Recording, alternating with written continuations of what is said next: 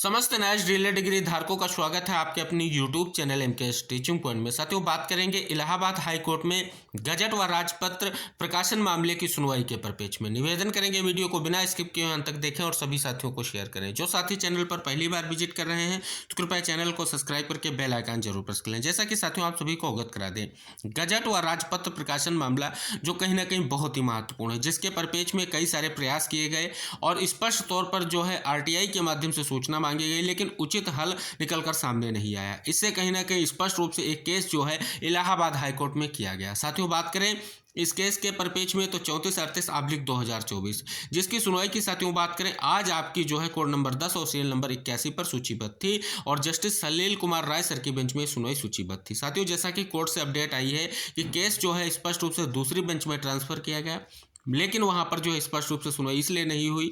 स्पष्ट हो गया कि कहीं ना कहीं जो ट्रांसफर केसों की संख्या के कारण कहीं ना कहीं ये स्थितियां स्पष्ट हुई कि उस बेंच में जो है केस टेकअप नहीं हो सका।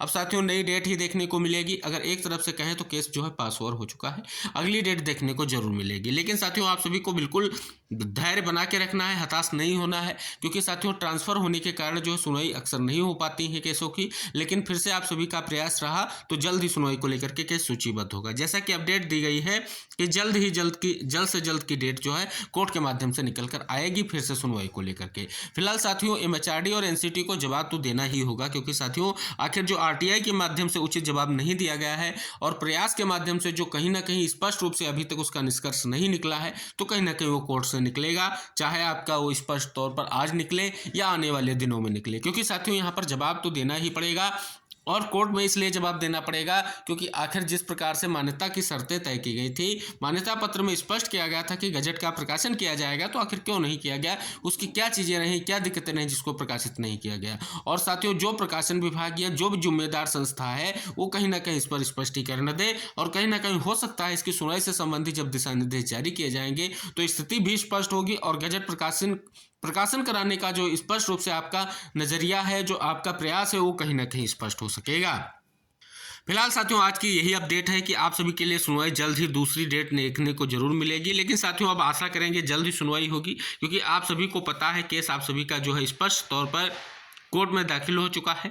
आज नहीं तो अगली आने वाले 1-2 दिनों में आपको डेट फिर से देखने को मिलेगी और नई डेट में फिर जब लगेगा केस तो स्पष्ट रूप से सुनवाई जरूर होगी। क्योंकि साथियों स्पष्ट रूप से बात करें तो ये बहुत ही महत्वपूर्ण मामला है, क्योंकि साथियों अभी तक प्रयास किया गया 28/11 का जजमेंट आने के बाद हर स्तर से प्रयास किया गया। आप सभी को पता है माननीय प्रधानमंत्री जी को, माननीय राष्ट्रपति महोदया जी को पत्र लिख करके स्पष्ट रूप से गुहार लगाई है कि जो है कहीं ना कहीं स्पष्ट तौर पर ये गजट प्रकाशित किया जाए। इसके लिए कहीं ना कहीं शिक्षा मंत्रालय को जाकर के भी प्रयास किए, एनसीटी को मेल भी किए गए, कई सारे तरीके के प्रयास किए गए। अंततः आपने देखा लोकसभा में स्पष्ट तौर पर जो जवाब निकलकर सामने आया वो कहीं ना कहीं स्पष्ट तौर पर एक एनआईएस परिवार के लिए झटका साबित हुआ। लेकिन साथियों अभी जो है कहीं ना कहीं हमारे पास कोर्ट के माध्यम से अपनी बात को रखने का एक बार फिर से मौका है। इसके लिए रिव्यू भी किया गया है और इसके लिए स्पष्ट तौर पर जो है कहीं ना कहीं आपकी क्लेरिफिकेशन याचिका भी लगी हुई है।